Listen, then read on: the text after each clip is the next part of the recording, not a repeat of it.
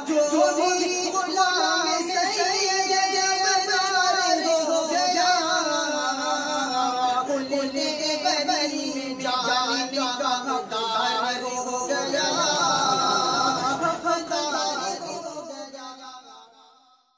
تیسرے گناہ ولا یغتب بعضکم بعضا، تیسرے گناہ سے اللہ رب العزت نے ہمیں منع فرمایا ہے ولا یغتب بعضکم بعضا۔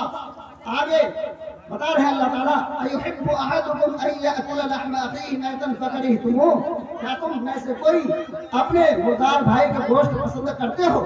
اگر مردار بھائی، ایک تو مردار بدبو آتی ہے، دوسرے بھائی جو سگا بھائی ہو، سگے بھائی کا گوشت کھانا کوئی پسند کرتا ہے؟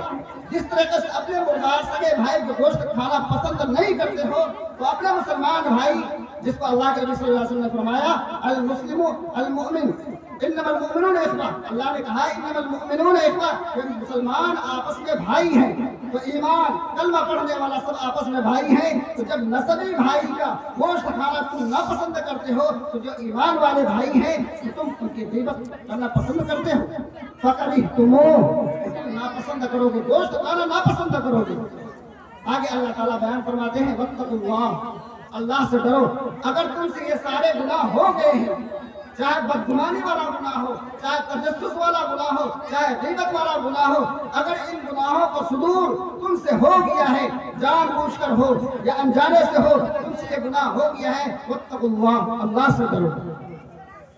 ان اللہ تواب الرحیم، بے شک اللہ بہت زیادہ توبہ کو قبول کرنے والے، رحم کرنے والے۔ آپ نے گناہ کیے ہیں، آپ اگر اللہ کے دربار میں آ کر رو دھو کر اللہ سے مانگیں گے، گڑ گڑائیں گے تو میرے محترم دوستو اللہ بہت زیادہ توبہ کو قبول کرنے والے ہیں، رحم کرنے والے ہیں۔ اللہ تعالیٰ ہمیں معاف فرما دے۔ اللہ رب العزت ہمیں اور آپ کو کہنے سننے سے زیادہ عمل کی توفیق عطا فرمائے۔ وآخر دعوانا